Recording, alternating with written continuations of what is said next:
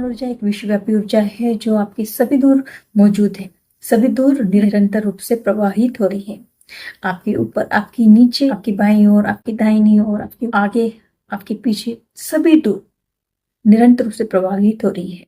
जिस तरह की एक मछली जल में रहती है और उसके चारों तरफ जल रहता है, उसी तरह हमारे चारों तरफ प्राण ऊर्जा है।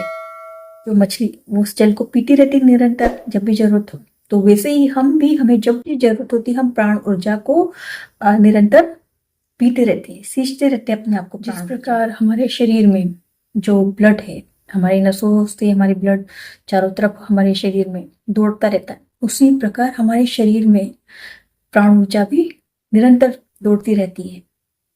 उसी से तो हम जीवित हैं। हमारे हमारे शरीर को निरंतर रूप से हम हर कार्य उसी से, एक एक कार्य उसी से करते हैं। हमारे सारे कार्य प्राण ऊर्जा से ही होते हैं। हमारा चलना, उठना, बैठना, बोलना, सोचना, सभी कुछ हम प्राण ऊर्जा से ही करते हैं। खाना पीना, अब आपने देखा होगा इलेक्ट्रिक उपकरण जो रहते हैं, विद्युत के, इलेक्ट्रिसिटी से जो उपकरण चलते हैं, अगर आपके घर में अगर वोल्टेज डाउन होगा तो क्या होगा, वो उपकरण ढंग से चला नहीं पाएंगे आप। उसी प्रकार अगर हमारे शरीर में प्राण ऊर्जा ठीक से नहीं मिलेगी हमें, तो हमारे शरीर के जो अप्लायंसेस हैं, जैसे गैजेट्स हैं, जैसे किडनी, हार्ट, लीवर ठीक से फंक्शन नहीं करेंगे, हो जाएगी, उसमें बीमारी होंगी। तो हमारे शरीर को ठीक से संचालित करने के लिए, हमारे शरीर की हर एक अंगों को ठीक से कार्य करे, उसके लिए भी इनफ प्राण ऊर्जा जरूरी है हमें। हम खाना खाते हैं तो भोजन को पचाने के लिए क्या है, प्राण ऊर्जा है। हार्ट को पंप करते हैं हम, लीवर में जो फंक्शन होता है, किडनी में जो फंक्शन होता है, सभी कुछ प्राण ऊर्जा से ही होता है। हमारे शरीर में जो सातों चक्र है उसको दौड़ाने के लिए और हमारे शरीर को संचालित करने के लिए प्राण ऊर्जा बहुत जरूरी है। वही प्राण ऊर्जा से ही संचालित होता है ये सब। क्षमता से ज्यादा वजन उठाने के लिए दे दिया तो आप एकदम से उठा नहीं पाएंगे, एक बार ट्राई करेंगे तो नहीं उठा पाएंगे। और अगर दूसरी बार आप अपने सांसों को अंदर खींच के फिर उसे उठाएंगे तो उठा लेंगे, क्योंकि आपने अंदर अपने प्राण खींच लिए। वो वजन जो उठाएगा वो आपकी प्राण शक्ति होगी। प्राण शक्ति प्रबल करके आप उस वजन को उठा लेंगे। तो प्राण हम अंदर ले, प्राण शक्ति अगर हमको ठीक से नहीं प्रभावित होगी हमारे शरीर में, तो हमारा शरीर तो कमजोर होगा, ऐसे ही हमारा मन भी कमजोर होगा। हम जल्दी जल्दी डिप्रेस हो जाएंगे, हमें लोअर फ्रिक्वेंसी की में जाते रहेंगे। गुस्से की वाइब्रेशन अगर अच्छे होते तो हमें फ्रिक्वेंसी भी हमारी हाई होती है। हमारी प्राण ऊर्जा रहती है वो हमारे शरीर की निरंतर देखभाल करती है।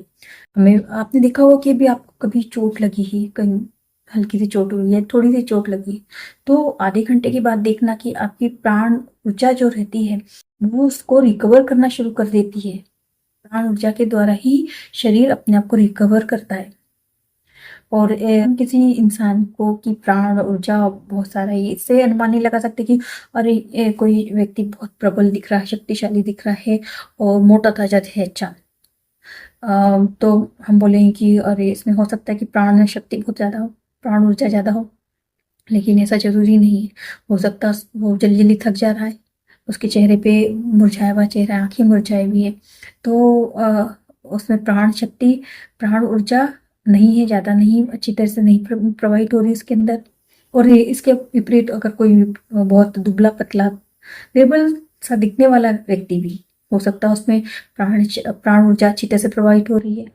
तो ये मोटापे और शारीरिक बनावट से इसका लेना देना नहीं है।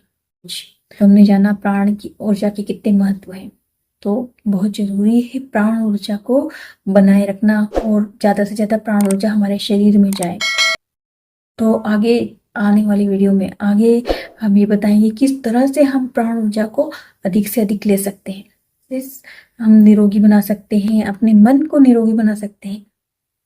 जितनी अच्छी तरीके से हमारे शरीर के अंदर प्राण ऊर्जा प्रवाहित होगी, हमारा शरीर तंदुरुस्त होगा, मन तंदुरुस्त होगा, हमारी आत्मा खिली होगी, हमारे चेहरे पे वो चमक दिखी रहेगी, हमारी आंखें चमकेगी, हमारा चेहरा चमकेगा, हमारी आवाज में वो खनक होगी। तो ये केवल शरीर को ही प्रबल नहीं करती, मन को भी प्रबल करती है, हमारी बुद्धि को भी प्रबल करती है, हमारी आत्मा को भी प्रबल करती है।